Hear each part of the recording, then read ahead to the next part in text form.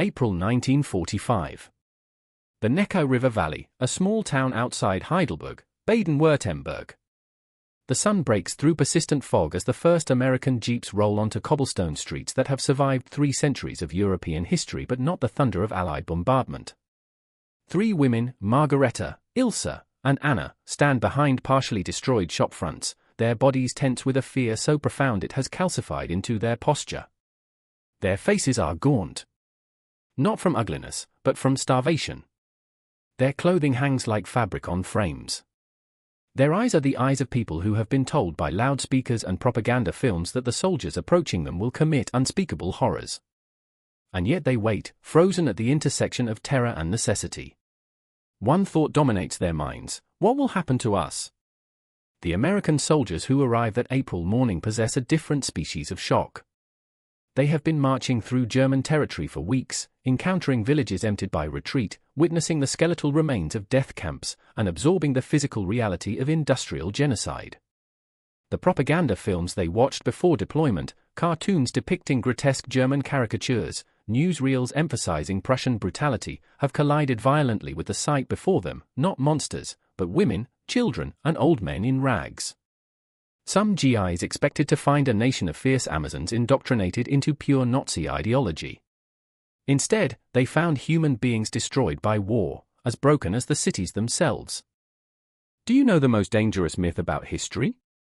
It is that we understand the past through sweeping narratives of righteousness versus evil. Yet the truth is far more complex, far more human, and infinitely more troubling. The question of whether American soldiers thought German women were ugly after World War II is not truly a question about physical beauty at all. It is a question about ideology colliding with hunger, about propaganda meeting reality, about expectations crushed beneath the weight of genuine human experience. To understand this moment, we must step into the shadows of occupied Germany and listen to the voices trapped in the ruins. In the final months of 1944, the United States military issued a directive known to every soldier, the non-fraternization policy. Officially promulgated in September 1944, this order prohibited all friendly contact between Allied personnel and German civilians. It was designed to accomplish multiple objectives simultaneously. First, it would punish the German people collectively for the sins of the Nazi regime. Second, it would protect American soldiers from ideological corruption by a people deemed inherently dangerous. Third, and most crucially, it would preserve the image of American soldiers as liberators, not as conquerors drawn into the moral complications of occupation. The propaganda materials distributed to troops were explicit. American servicemen were warned in pamphlets tucked inside helmet liners: do not fraternize with the enemy. Do not shake hands. Do not accept gifts. Do not speak to German women under any circumstances. These people are your enemies, regardless of how friendly they might appear. The message was clear: German women were to be regarded as extensions of Nazi ideology, potential intelligence threats, or worse, seductresses designed to weaken American resolve. But the propaganda contained no mention of beauty or ugliness. The framing was purely ideological. German women were not condemned as physically unattractive, they were condemned as morally compromised. Yet in the minds of young men, most soldiers were between 18 and 25 years old. Physical attraction and ideological judgment are not separate categories. They are interwoven. The directive created a psychological framework in which German women were systematically dehumanized long before American troops ever saw their faces. The expectation, therefore, was not that they would be beautiful or ugly. The expectation was that they would be dangerous. April 1945 arrived as a rupture in European history. Germany surrendered unconditionally on May 8. The American occupation zones encompassed approximately 43,000 square miles of territory, encompassing cities from Frankfurt to Munich to the Rhine Valley.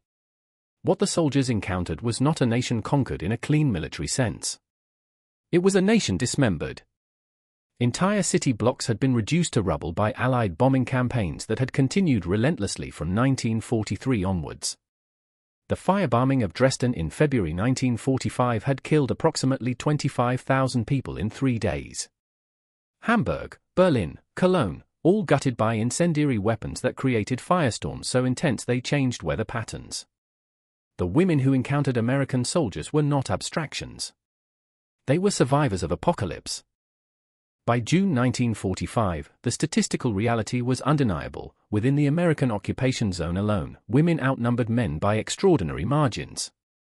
3 million German men were held in Allied prisoner of war camps. Another 2 million would never return from the Eastern Front or Soviet captivity. In many towns, the ratio of women to men had reached 5 or even 10 to 1. This was not coincidental. This was the logical outcome of total war waged across 2 decades by totalitarian and militaristic regimes. The women who stood on German streets were widows, orphans, daughters of the dead, and mothers of children fathered by men buried in foreign soil. And then there was hunger. Historical records document that in 1945 to 1946, German civilians were rationed at approximately 1,200 to 1,500 calories per day, below the minimum threshold required to prevent starvation. In some cities like Berlin and Frankfurt, where bomb damage had destroyed most food distribution infrastructure, the situation approached famine conditions. Children showed visible signs of malnutrition. Women's menstrual cycles ceased due to insufficient fat reserves in their bodies. The phenomenon became so widespread that German women lost an average of 20 to 30 pounds during the first year of occupation. They were not becoming ugly, they were becoming disappearing. Their bodies were being consumed by privation. The American soldiers, by contrast, arrived as embodiments of industrial abundance unprecedented in human history. Their K rations, the standard meals provided to troops, contained chocolate bars, cigarettes, gum, instant coffee, and preserved meats. The chocolate bar alone represented a form of wealth beyond comprehension to German civilians. American factories were producing 290 billion cigarettes annually for their armed forces. Germany, with its stretched supply lines and collapsing economy, was producing 40 billion cigarettes total for military and civilian consumption combined. The mathematics of this disparity would be reflected in the behavior of both armies. A German soldier receiving 6 cigarettes per day represented extreme rationing. An American soldier carried cigarettes in such abundance that soldiers often discarded them, treating them as refuse. This was not about beauty. This was about the visible manifestation of civilizational collapse on one side and civilizational dominance on the other. When American soldiers encountered German women, they were not evaluating them according to timeless aesthetic standards. They were encountering the physical embodiment of scarcity confronting the physical embodiment of surplus. Here is what the historical records reveal, and it contradicts the mythic narrative of American soldiers recoiling from German women. American soldiers began fraternizing almost immediately, and the intensity of this fraternization shocked military command. Private First Class James Morrison of Brooklyn, serving with the 3rd Infantry Division, wrote to his mother on April 2, 1945, just days after occupying German territory, "The German people stare at us like we're from another planet. The women especially seem shocked that we're not the monsters they were told about." The non-fraternization policy lasted approximately 5 weeks. By June 11, 1945, less than a month after Germany's unconditional surrender, Eisenhower himself issued a modified order permitting soldiers to speak with German children. The theoretical prohibition remained in place, but the practical enforcement collapsed under the weight of human nature and geography. Military police attempted to patrol streets, parks, and cafes, arresting soldiers in conversation with German civilians. But the task was impossible. Soldiers faced fines of $65, equivalent to an entire month's salary, for fraternization. Some were court-martialed. Yet the violations continued, multiplying exponentially as the summer of 1945 progressed. By September 1945, Army investigators documented that fraternization was no longer rare or secretive, it had become systemic. The military's own estimates indicated that between 50 and 90% of American troops in the occupation zone were engaging in some form of fraternization with German civilians. This was not a minority phenomenon. This was the behavior pattern of the majority of the occupying force. The psychological shift in perception occurred with stunning rapidity. What began as ideological condemnation, German women as representatives of Nazi evil, transformed into something more nuanced and troubling, the recognition that physical attraction operates independently of political allegiance. A soldier from Missouri wrote in his personal diary, "I expected to find cold, hard-faced women who believed every word the Nazis told them. Instead, I found girls who wanted to dance and laugh and forget the war. Some of them were beautiful. Some weren't. But all of them were human beings. This was not a revolutionary statement, yet in the context of military occupation and propaganda indoctrination, it represented a fundamental crack in the ideological edifice that had been constructed to dehumanize the conquered enemy. October 1945. The U.S. military officially began employing German civilians in support roles.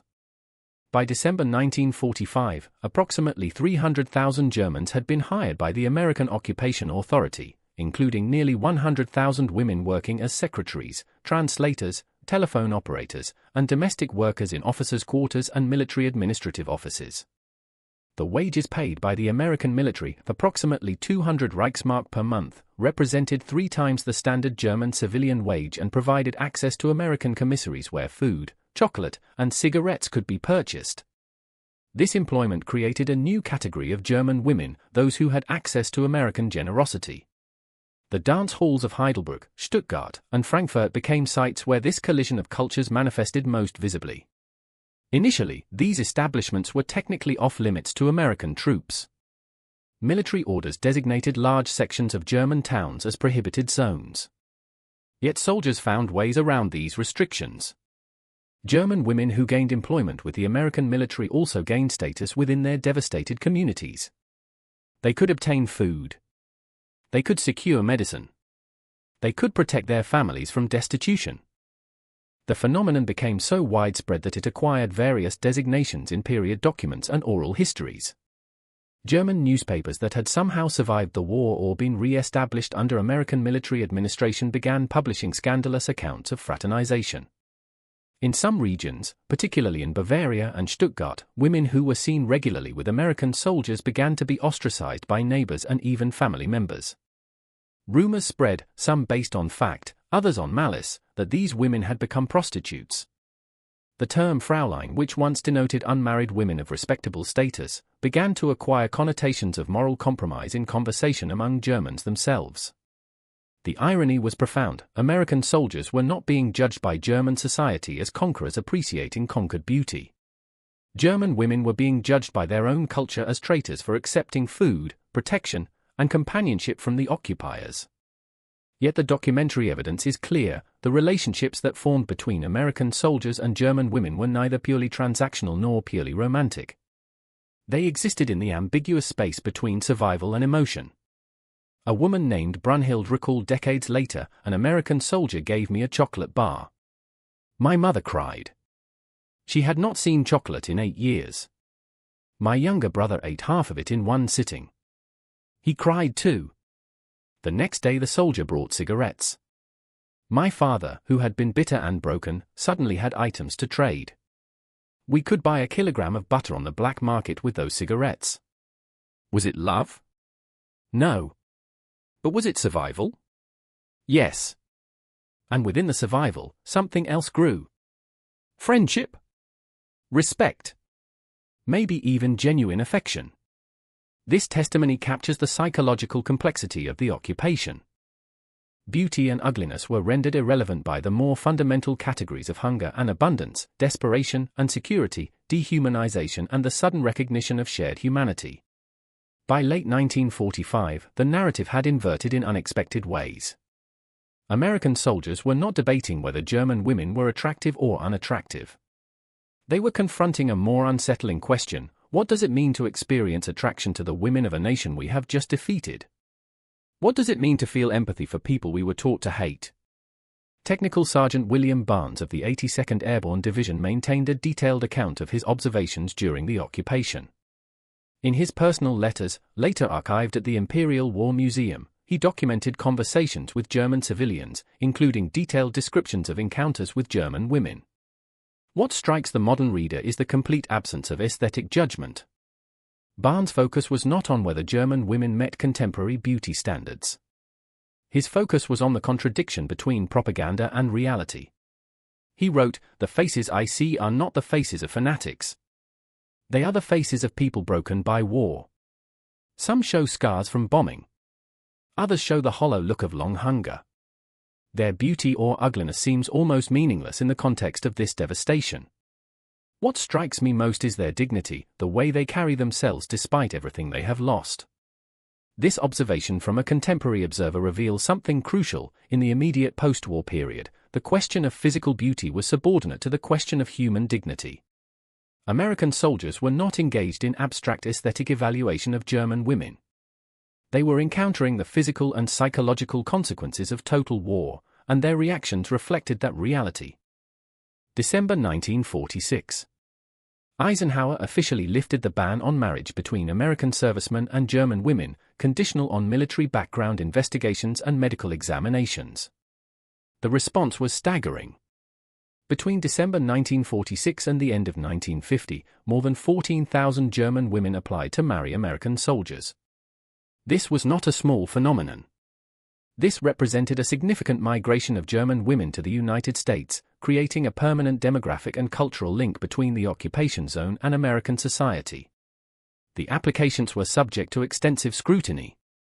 Military intelligence officers interviewed German women about their political backgrounds, their families' Nazi affiliations, their dating history with German soldiers, and their motivations for seeking marriage to Americans. Margareta Thompson, one of the applicants, described the interrogation as humiliating and invasive. She recounted, "They asked if I was a Nazi, if my parents were Nazis, if I had dated German soldiers, if I was marrying for money, if I was pregnant. They examined my entire life like I was a criminal." Yet despite the bureaucratic humiliation, thousands of German women persisted in seeking to marry American soldiers and immigrate to the United States. The fact of this persistence is itself a form of evidence about the relationships. If these unions had been purely transactional or coercive, the motivation to formalize them through marriage and relocation would have been minimal.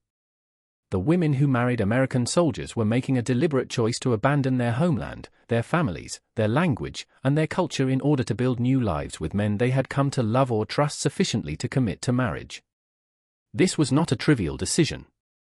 The war bride phenomenon created a permanent transformation of both German and American society. By 1950, approximately 30,000 American military dependents, wives, children, and family members of occupation soldiers were living in Germany. These American wives and mothers began shopping in German stores, employing German maids, and enrolling their children in German schools when American base schools became overcrowded.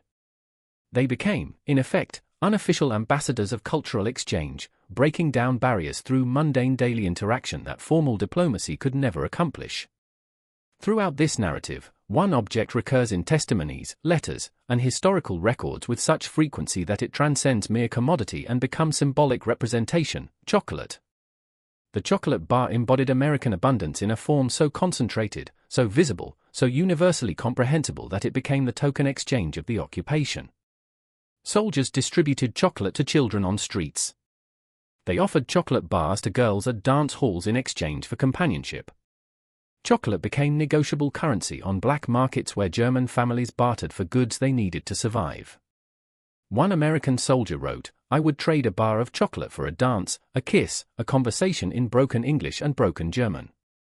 The chocolate meant nothing to me. But I could see in the eyes of the girls what it meant to them. It meant survival. It meant hope. It meant that their world had not entirely ended." This symbolic dimension of chocolate cannot be overstated. It represented the material difference between civilizations. American factories produced 24 million chocolate bars weekly, a quantity so vast it exceeds easy comprehension. German civilians had been rationed so strictly that many children born during the war years had never tasted chocolate. The chocolate bar was not merely a food item. It was a tangible representation of the economic and industrial dominance that had determined the outcome of the war itself. The documentary evidence reveals a curious inversion of the initial propaganda framework. American soldiers were not introduced to German women through beauty standards at all. They were introduced through hunger and through the capacity of American abundance to temporarily alleviate that hunger. The relationships that developed, whether romantic, transactional, or somewhere between, were fundamentally structured by this disparity of scarcity and surplus. So were German women considered ugly by American soldiers? The historical record suggests the question itself is malformed. The records do not document systematic assessment of German women as physically unattractive. What the records do document is profound shock at the physical manifestations of deprivation. American soldiers were encountering women who displayed visible signs of malnutrition, exhaustion, and trauma. Some had injuries from bombing raids or had lost body mass to starvation-level rationing. The absence of makeup, fine clothing, or the other markers of peacetime grooming was not because German women lacked capacity for beauty, it was because survival in the ruins of Germany left no margin for these luxuries. One soldier's letter, preserved in private archives, offers particular clarity: the girls here are not pretty or ugly. They are hollow. Their faces are beautiful in the way that any human face is beautiful, but their beauty is diminished by suffering. It's not that they are unattractive. It's that they are so clearly broken by what has happened to them. And somehow that brokenness makes you want to protect them rather than judge them. The phenomenon of the so-called war brides and the rapid normalization of fraternization suggest that American soldiers did not categorize German women as uniformly unattractive. Had this been the case, the relationships would have been far less frequent and far less likely to result in formal marriages. Instead, what the documentary evidence suggests is that American soldiers experienced what might be called a cognitive dissonance. They had been taught that German women were inherently morally compromised and therefore dangerous, yet they encountered actual human beings who were hungry, desperate, and in many cases sympathetic to the American soldiers as potential sources of protection and sustenance. The question of physical beauty was thus rendered nearly irrelevant by the more fundamental categories of need and humanity. A woman who is starving is not judged by her appearance. She is recognized as a human being in distress. The American soldiers' approach shifted from ideological rejection to pragmatic humanity, not because German women suddenly became beautiful, but because the concrete reality of human suffering overwhelmed the abstract categories of propaganda. This is where the true historical significance emerges. The fraternization that occurred between American soldiers and German women represented not merely romantic or transactional encounters, but a fundamental transformation in how the victorious Americans understood their role as occupiers. The initial framework, "we are liberators, they are a defeated enemy, and we must maintain ideological distance," could not survive contact with actual German women experiencing actual hunger. What replaced the framework was something more complex: the recognition that individuals could not be condemned collectively for the political system in which they lived, that gender and deprivation created categories of vulnerability that transcended national enmity, and that shared humanity could emerge from the ruins of ideological opposition. This transformation occurred at the ground level, in the streets and dance halls and commissaries of occupied Germany, not through official military doctrine. The cognitive shift is documented in letters, diary entries, and later oral histories. Soldiers began to distinguish between Nazis, the ideological enemy they had been taught to hate, and German women, actual human beings whose individual circumstances had been shaped by forces largely beyond their control. This distinction had profound implications. It suggested that defeat and occupation might create possibilities for reconciliation and cultural bridge building rather than merely the perpetuation of enmity. The story of American soldiers and German women after World War II is ultimately not a story about physical beauty at all. It is a story about what happens when scarcity confronts abundance, when ideology confronts human need, and when propaganda confronts reality. The chocolate bar, that symbol of American industrial capacity and economic dominance, became the medium through which two societies that had been locked in mortal combat began, tentatively, to rebuild. 14,000 German women eventually immigrated to the United States as war brides. They carried with them memories of chocolate and cigarettes, of soldiers who treated them with gentleness when they expected cruelty, of American abundance that seemed almost supernatural in its generosity. They also carried memories of hunger, of cities in ruins, of propaganda that had promised invincibility but delivered only defeat. The American soldiers who married German women and remained in occupying forces through the 1950s carried different memories, of a conquered nation that was not monolithically evil, of women who deserved compassion rather than judgment, of the possibility that enemies might become allies, that occupation might lead to genuine cultural integration rather than merely military control. The question of whether American soldiers thought German women were ugly is ultimately answered not in aesthetic terms but in historical terms. The 14,000 marriages, the millions of acts of kindness recorded in letters and memoirs, the emergence of genuine friendships across lines that had been drawn in blood, these testify that American soldiers did not categorize German women as ugly. They categorized them, over time, as human beings worthy of compassion, respect, and in many cases, genuine love. The chocolate bar that symbolized American abundance became, paradoxically, a symbol of something deeper, the capacity of material generosity to break down barriers constructed by propaganda and war. The women who accepted chocolate bars and cigarettes and eventually married American soldiers were not compromising their dignity or their worth. They were demonstrating that survival and hope could transcend the categories of victor and vanquished, enemy and ally. In the ruins of Germany, as American soldiers extended their hands with chocolate and cigarettes, something profound occurred. The propaganda of total war, which had insisted that entire nations could be categorized as monolithically good or evil, beautiful or ugly, worthy or unworthy, met the irreducible complexity of actual human beings living in actual circumstances. And for that moment, for those thousands of encounters in dance halls and streets and commissaries, the propaganda lost. Humanity won. The American soldier who wrote, "I loved her because she laughed in a city that had forgotten laughter," captured the truth that historians often miss: beauty is not an abstract aesthetic category.